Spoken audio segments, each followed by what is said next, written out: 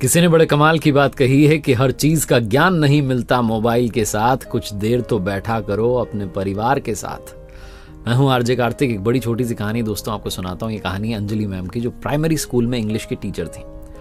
और एक दिन वो अपनी क्लास में थी और उन्होंने क्लास में सारे स्टूडेंट्स को एक सरप्राइज टेस्ट दिया। उन्होंने कहा कि आपको एक टॉपिक पर जो है ऐसे लिखना है, कुछ लाइन्स लिखनी है। और टॉपिक था माई विश, मेरी ख्वाहिश, कि मैं क्या चाहता हूँ। तो सारे बच्चों ने अपना अपना जवाब जो था आंसर शीट में लिख दिया। मैम को कॉपीज सबमिट कर दी। मैम घर आ गई। घर आकर के कॉपीज चेक कर रही थी और उनके हस्बैंड जो थे वो मोबाइल में लगे हुए थे, गेम खेल रहे थे, सोशल मीडिया चला रहे थे, बिजी थे। उनको पता भी नहीं था कि उनकी वाइफ जो है कॉपी चेक कर रही है, पास में बैठी हुई है। सब अपने अपने काम में व्यस्त थे घर में।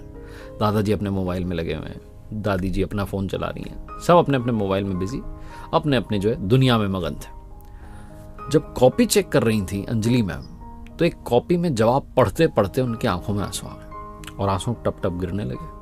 हस्बैंड का एकदम से ध्यान गया कि तुम रो क्यों रही हो अंजलि? वो पूछने लगे। मैम ने कहा कि इसमें जवाब भी कुछ ऐसा लिखा है। तो हस्बैंड ने पूछा, ऐसा क्या लिखा है कि तुम्हें रोना आ रहा है, और क्या टॉपिक था जिस पर इतना तुम परेशान हो गई हो? कोई इमोशनल बात थी?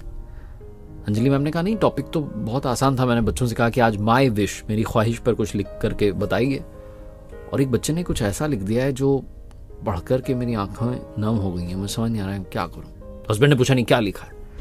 तो कहती है बच्चे ने लिखा है कि मैं चाहता हूं, मेरी ख्वाहिश है कि मोबाइल चला जाए, दूर चला जाए, हमारे घर से दूर चला जाए। मेरे दादू मोबाइल चला रहे होते हैं, घर जाता हूं दादी मोबाइल चला रही होती है, स्कूल से जाता हूं सोचता हूं खेलूंगा, बात करूंगा, कोई बात ही नहीं करता। बुआ मोबाइल चला रही है, चाचू चाची सब मोबाइल चला रहे हैं। पापा स्कूल से आते हैं अपना काम निपटा करके, तो वो भी मोबाइल चला रहे होते हैं। स्कूल की जॉब खत्म करने के बाद में सब मोबाइल चला रहे हैं। मम्मा स्कूल से आती हैं पढ़ा करके, वो भी जो है मोबाइल चला रही होती है।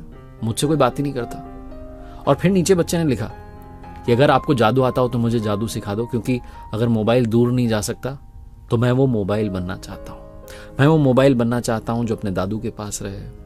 मैं वो मोबाइल बनना चाहता हूँ जिससे दादी को बड़ा प्यार है। मैं वो मोबाइल बनना चाहता हूँ जो बुआ जिसमें दिन भर व्यस्त रहती हैं। वो मोबाइल जो स्कूल से आते हैं अपना काम निपटा करके जैसे ही घर आते हैं पापा जॉब से, वो मोबाइल उठा लेते हैं। वो मोबाइल में बनना चाहता हूँ। मैं मोबाइल बनना चाहता हूँ कि आप मुझे ऐसा जादू सिखा देंगी। यही मेरी विश है, मेरी ख्वाहिश है। और ये बोलते बोलते मैम और जोर से रो रही थी। तो हस्बैंड ने पूछा कि कैसा बच्चा है बेचारा, उसके घर वाले उसको टाइम नहीं देते। वो तो उन्होंने पूछा, क्या नाम है बच्चे का?